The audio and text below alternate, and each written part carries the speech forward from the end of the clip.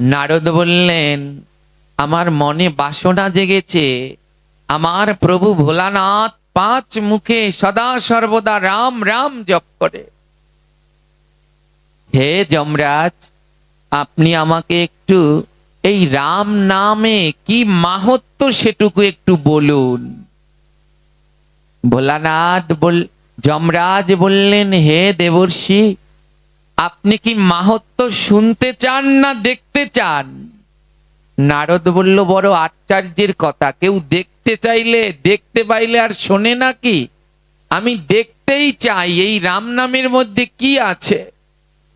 যারা একাদশী করছে না, তাদের গরম তেলে উল্টে পাল্টে ভাজা হচ্ছে। হ্যাঁ, যারা শ্রাদ্ধ, অন্নপ্রাশন, বিবাহের মতো পূর্ণ কাজে মাছ মাংস খাচ্ছে, তাদের জিহ্বার মধ্যে বড়শি গেঁথে টানিয়ে রেখেছে। হ্যাঁ, কোনো কেউ দেহ ত্যাগ করলেই তার নামে যে খাবার দিতে হবে, তাতে 1 গাদা প্রাণী হত্যা করা চাই।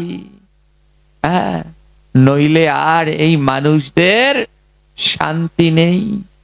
শুনে নাও, যত করবে চালাকি, পরে বুঝবে এর জ্বালাকি। হ্যাঁ,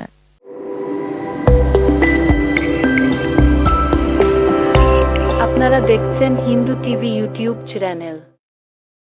আজ অত্যন্ত পবিত্র, মধুময়, ভগবানের কৃপাপূর্ণ একটি দিন। আজ পরম পবিত্র মহারাস উৎসব। আজকের এই দিনে গোপীগণের সাথে ভগবান শ্রীহরি মেতেছিলেন রাসলীলায়। আজ সেই পরম পবিত্র রাসলীলা। ভগবান গোপী কারা? যারা গোপনে ভজন করে তারা। তাই ভগবানকে যারা গোপনে একান্তে নিবৃতে ভজন করতে পারবেন, ভগবান সমস্ত গোপীর সাথেই একবার না একবার রাসলীলা করে থাকবেন। তো আজ সেই পবিত্র রাস উৎসব। সকলকে জানাই পবিত্র রাস উৎসবের শুভ সম্ভাষণ। জয় নিতাই।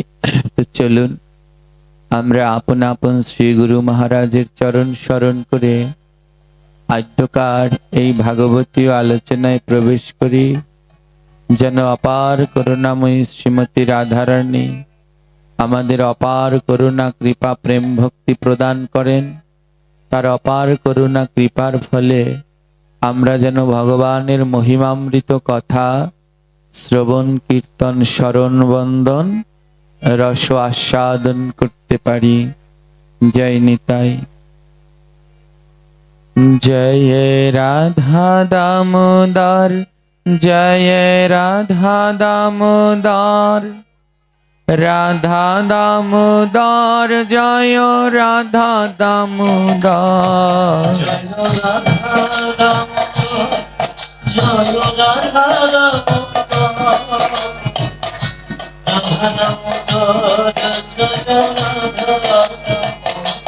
জয় রাধা দামোদর, জয় রাধা দামোদর, রাধা দামোদর, জয় রাধা দামোদর।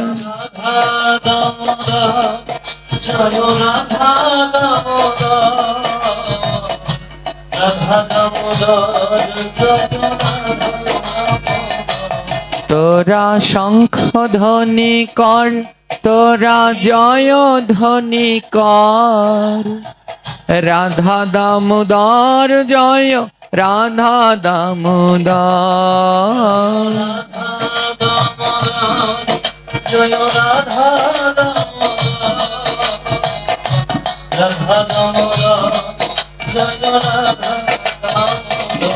তোরা উলু ধ্বনি কর, তোরা জয় ধ্বনি কর, রাধা দামোদর, জয় রাধা দামোদর।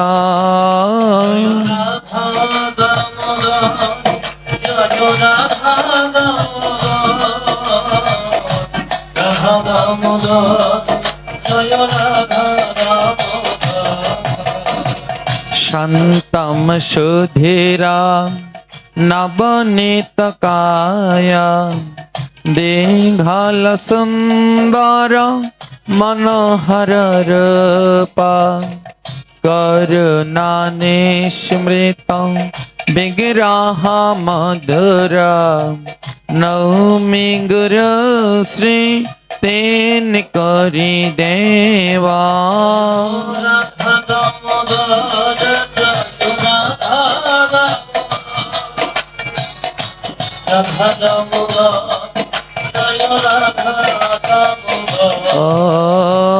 श्रीनिताई गौर करुणार मूर्ति गुरु कृपा पूर्ण कालेवरा श्री गुरु मेम राणीदासं वन्दे पद पद्म स्वारामि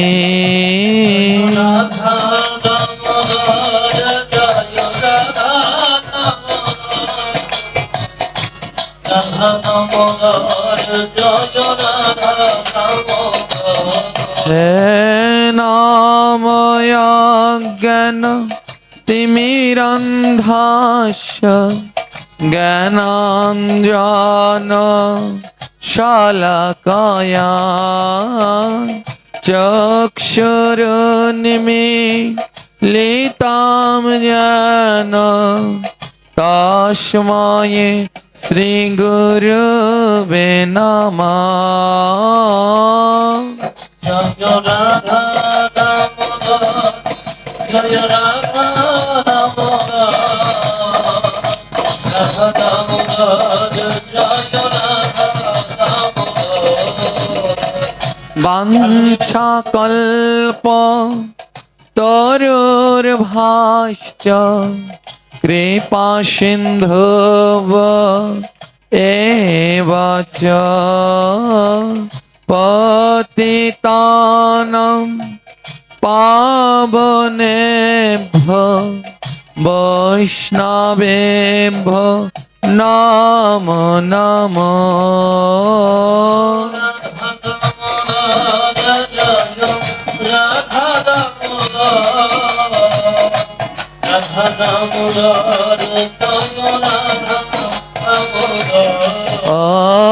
श्री कृष्ण चैतन्य प्रभु नित्यानंद श्री अद्वैत गदाधर श्रीवासादि गौर भक्तवृंद हरे कृष्ण कृष्ण कृष्ण हरे हरे हरे राम राम राम हरे हरे। हरे कृष्ण जय निताई कृष्ण सबाई कृष्ण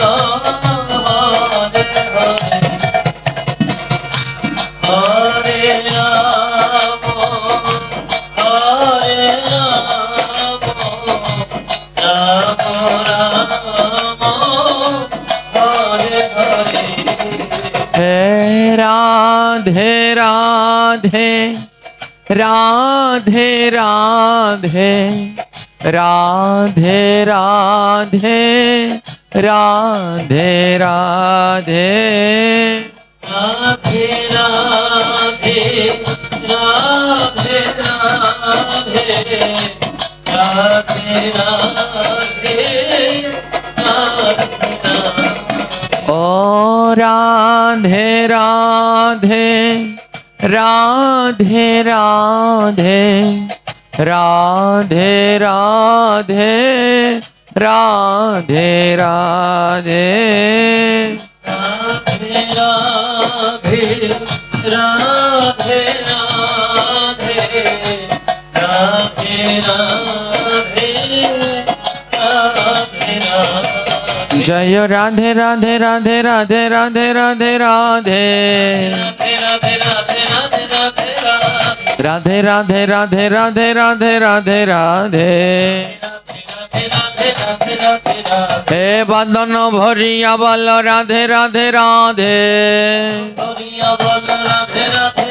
হে প্রেমানন্দে সবাই বল রাধে রাধে রাধে সবাই বলো রাধে রাধে রাধে হে দুই বাহু তুলিয়া বল রাধে রাধে রাধে তুলিয়া বলো রাধে রাধে রাধে আহা জয় জয় দিয়া বল রাধে রাধে রাধে দিয়ে বলো রাধে রাধে রাধে জয় রাধে জয় রাধে জয় রাধে জয় রাধে জয় রাধে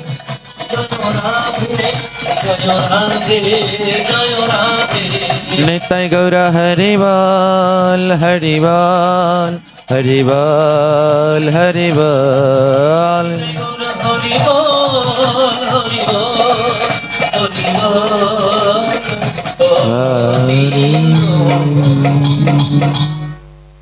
बोलिए परम दयाल परम कृपल श्री गुरु महाराज की दयार ठाकुर शिल नित्यानंद प्रभु के प्रेम अवतार श्री चैतन्य महाप्रभु के परमेश्वर भगवान श्री कृष्ण चंद्र जी के आद्य कर हरि कथा की जय जय श्री निताई गौर प्रेमानंद गौर हरि हरि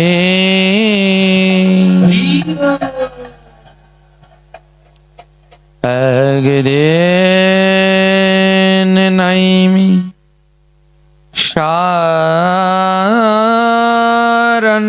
बने সুখদেব গোস্বামী আমার বসিয়াছেন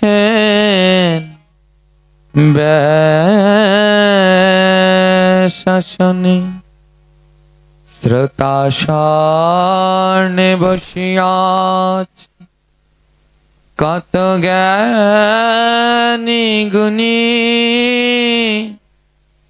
60,000 বসিয়াছেন ঋষি আর মুনি এক এক করে শ্লোক সুখদেব করিছে আলোচনা যাহা হইতে ঘুচে জীবের যতেক যন্ত্রণা ভাগবত কথামৃত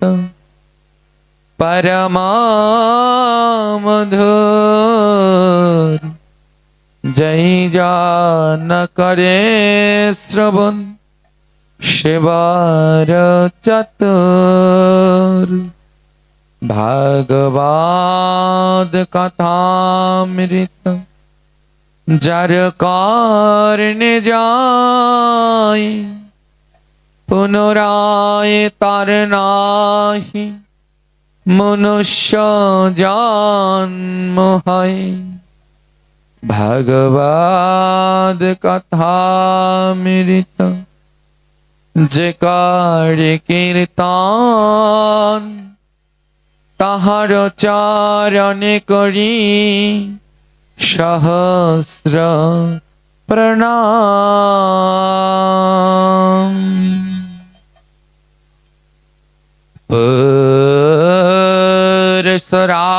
পুরুষরামচরিতম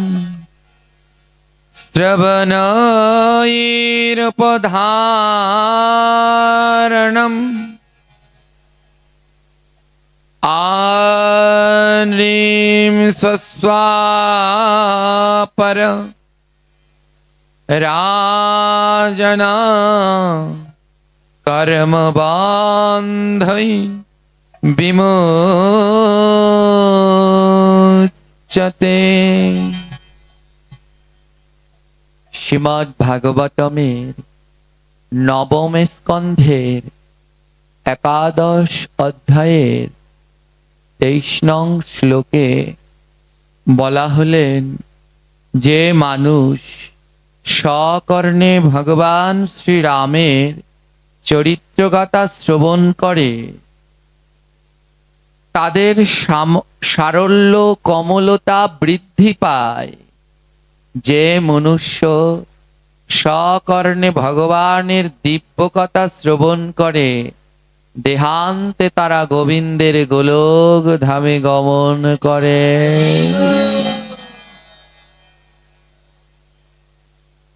বলে কি আছে এই রামের নামের মধ্যে? এই রাম নাম করলে কি হয়? স্বয়ং ভোলানাথ, তার একটি মুখ ছিল, ভগবানের কাছে প্রার্থনা করলেন, প্রভু এই একটি মুখে কি তোমার নাম করা সম্ভব? ভগবান বলে কি চাই? বলে আমায় 5টি মুখ দিয়ে দাও। এক মুখে কতটুকু নাম করা যায়? গোবিন্দের কাছ থেকে 5টি মুখ নিয়ে নিলেন। পঞ্চমুখে রাম নাম গায়ে ত্রিপুরারি। 5টি মুখে 5 বদনে ভোলানাথ রাম রাম কীর্তন করতেন। নারদ ঋষি ভোলানাথের কাছে জিজ্ঞেস করলেন, হে ভোলানাথ, এই রাম নামের মধ্যে কি আছে? আজকে কেন এই রাম কথা বলছি? রাম কথা রামায়ণের অংশ নয়, শ্রীমদ্ ভাগবতেরই অংশ।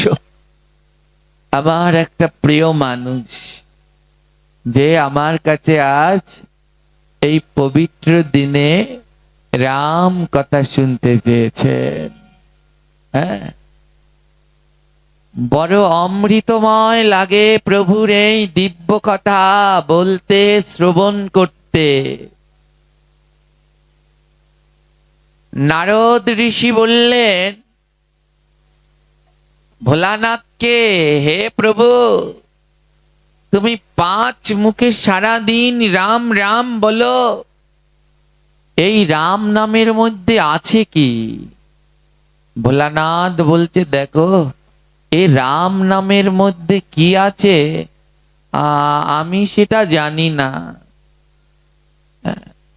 নারদ বললেন, তুমি জানো না তাহলে রাম নাম করো কেন? ভোলানাথ মনে মনে বলছে, তোমাকে নিজের চোখে দেখাবো, আমি মুখে বলবো না এ রাম নামে কি আছে। ভোলানাথ বললেন, হে নারদ, এই রাম নামের কথা যদি জানতে চাও তুমি যমরাজের কাছে চলে যাও। যমরাজকে না, ভাগবতে 12 জন মহাজনের কথা বলা আছে। ভাগবত সিদ্ধান্ত দিলেন দাপর যুগ পর্যন্ত বৈষ্ণবের সংখ্যা ছিল 12 জন। কতজন? আর কলিযুগে বৈষ্ণবের সংখ্যা কত? কলিযুগে বৈষ্ণবের সংখ্যা হলো 3.5 জন। কতজন? হ্যাঁ, 3.5 জন।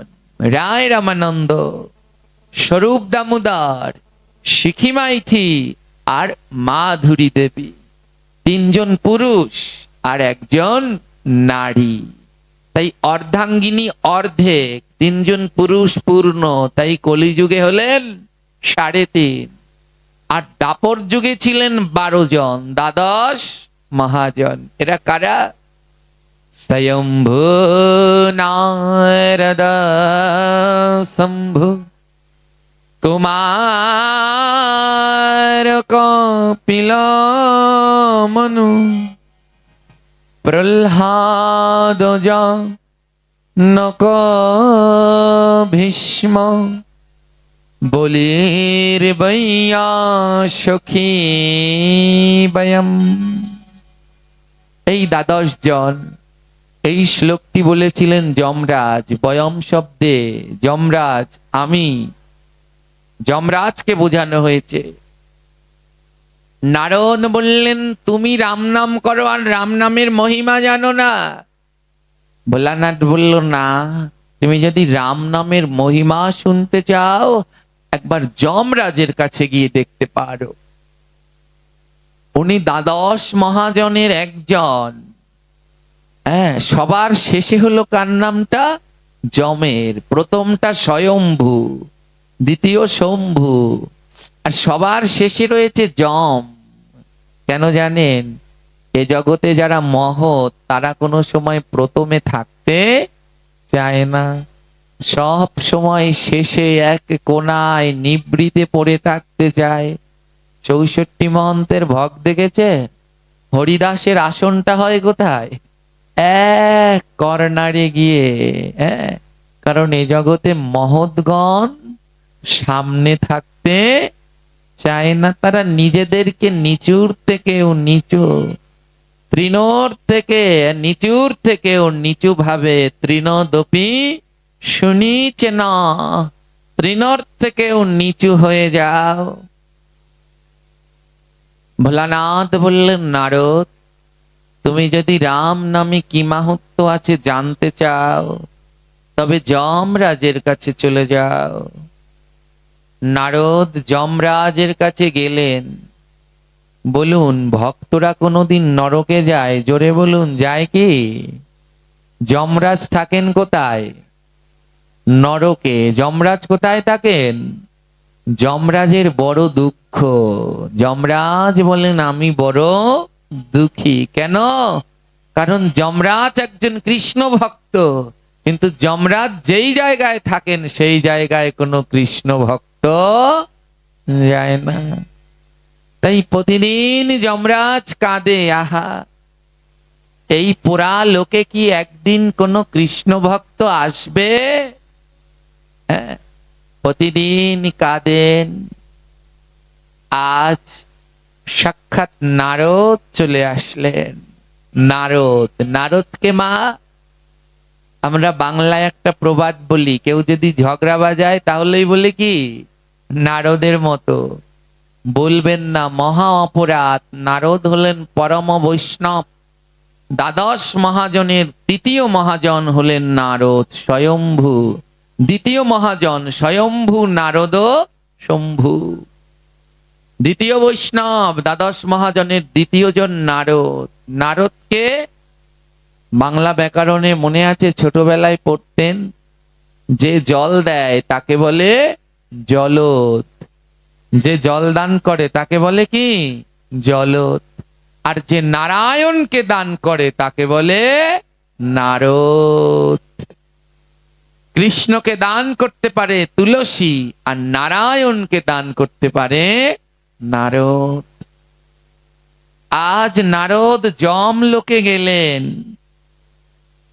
যম লোকে তো কোনোদিন কোনো পুণ্যবান যায়নি। আজ যখনই না নারদ যম লোকে গেলেন, যমরাজের বড় আনন্দ। আহা, আজ প্রথমবার এই যম লোকে কোনো বৈষ্ণব এসেছে। যমরাজ নিজের সিংহাসনে বসিয়ে চরণ ধৌত করছেন, গন্ধ পুষ্প মাল্য চন্দনে নারদের পুজো করছেন। নারদ বড় সন্তুষ্ট হলেন। যমরাজ বললেন, হে মহর্ষি, দেবর্ষি, আপনার জন্যে আমি কি করতে পারি? আপনার জন্যে কি করতে পারি? নারদ বললেন, আমার মনে বাসনা জেগেছে, আমার প্রভু ভোলানাথ 5 মুখে সদা সর্বদা রাম রাম জপ করে। হে যমরাজ, আপনি আমাকে একটু এই রাম নামে কি মাহাত্ম্য সেটুকু একটু বলুন। ভোলানাথ যমরাজ বললেন, হে দেবর্ষি, আপনি কি মাহাত্ম্য শুনতে চান না দেখতে চান? নারদ বলল, বড় আশ্চর্যের কথা, কেউ দেখতে চাইলে দেখতে পাইলে আর শোনে নাকি? আমি দেখতেই চাই এই রাম নামের মধ্যে কি আছে। যমরাজ চিত্রগুপ্তকে বলল, একটা শক্ত শক্ত কাপড় নিয়ে আসো। একটা শক্ত কাপড় এনে নারদের চোখে বেঁধে দিলেন। বলল, চলো এবার তোমাকে দেখাবো এই রাম নামে কি আছে। শক্ত কাপড় বেঁধে দিয়ে ওই নরক ৮৬,০০০ নরক কুণ্ড, কি তীক্ষ্ণ যন্ত্রণা। নারদ তো কোনো সময় নরক দেখেনি। এক একজনকে এক একটা শাস্তি দেয়া হচ্ছে। যারা একাদশী করছে না, তাদের গরম তেলে উল্টে পাল্টে ভাজা হচ্ছে। হ্যাঁ, যারা শ্রাদ্ধ, অন্নপ্রাশন, বিবাহের মতো পূর্ণ কাজে মাছ মাংস খাচ্ছে, তাদের জিহ্বার মধ্যে বর্ষি গেতে টানিয়ে রেখেছে। হ্যাঁ, আছে নাকি এখানেও এমন? আজ দুপুরবেলা যেখানে পাঠ ছিল, হ্যাঁ, এই যন্ত্রণা দূর করতে গেলাম, বড় গিলে ধরেছে রাঘব বোয়ালের মতো। কোন মানুষ, কোন কেউ দেহ ত্যাগ করলেই তার নামে যে খাবার দিতে হবে, তাতে এক গাদা প্রাণী হত্যা করা চাই। হ্যাঁ, নইলে আর এই মানুষদের শান্তি নেই। শুনে নাও, যত করবে চালাকি, পরে বুঝবে এর জ্বালাকি। হ্যাঁ, একটু গ্রহণ তো পড়বেন, কোন পাপ করলে কোন নরকে যেতে হয় একটু পড়ে দেখবেন। আজ এক একটা নরকের ভিতরে এক একজনকে অমন ঝুলিয়ে ঝুলিয়ে শাস্তি দিচ্ছে। নারদ কোনো সময় এসব দেখেনি। ওই নরকের মধ্যখানে নিয়ে যমরাজ কি করলেন, নারদের চোখের বাঁধনটা খুলে দিলেন। আর নারদ নরকের সেই বীভৎস দৃশ্য দেখে ভয়ে থরথর করে কাঁপছে। একই, কাউকে তেলে ভাজা হচ্ছে, কাউকে শুল ঢুকিয়ে টানিয়ে রেখেছে, কারো জিহ্বার মধ্যে বর্ষি গেতে ঝুলিয়ে রেখেছে। কি যন্ত্রণা! নারদ ঋষি এমন তীক্ষ্ণ যন্ত্রণা আর চোখে দেখতে পারছে না। আরে এত কঠিন শাস্তি! বাবা, ধ্যান দিবেন, সবাই একাদশী ব্রত পালন করবেন, গলায় তুলসীর মালা ধারণ করবেন, মালা জপ করবেন, এই কুসংস্কার গুলো থেকে বের হবেন। যেখানে ভক্ত সেবার নাম করে কেউ একজন মারা গেল, ওখানে যেতে হয় কি তার আত্মার শান্তি কামনা করতে, খাওয়ার জন্যে নয়। এই যে যেগুলো হচ্ছে, এগুলো মহা অপরাধ, এ থেকে বেরিয়ে আসুন। আজ নারদ এই বিভৎস দৃশ্য দেখে চিৎকার করতে লাগলেন। আর যখন ভোলানাথের কাছ থেকে এসেছিলেন, ওই যে ভোলানাথ ৫ মুখে রাম রাম বলেছে, ওই রাম রাম শব্দগুলো নারদের মাথার মধ্যে গেঁথে গেছে। হ্যাঁ, আজ যখন সেই নরকের বিভৎস দৃশ্য নারদ চোখে দেখলেন, আর ভয়ে নারদ মুখে রাম রাম রাম রাম রাম রাম রাম বলতে লাগলে।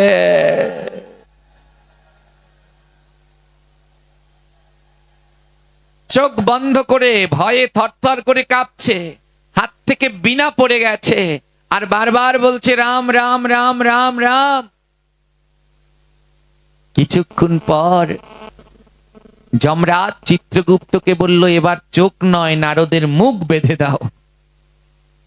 চিত্রগুপ্ত গিয়ে নারদের মুখটাকে বেঁধে দিলেন। নারদ কথা বলতে পারছেন না, ইশারায় যমকে বলছে, আরে আমার মুখ বেঁধেছো কেন? যম বলছে, একবার নিচের দিকে তাকিয়ে দেখো। নারদ যেই না নিচের দিকে তাকালেন, একটু আগে দেখলেন কত পাপী তেলে ভাজা হচ্ছে, বর্ষিতে ঝুলে রয়েছে। নারদ নিচের দিকে তাকিয়ে দেখলেন কোনো পাপী নেই, সব পুষ্প রথে করে গোলকের দিকে রওনা দিয়েছে।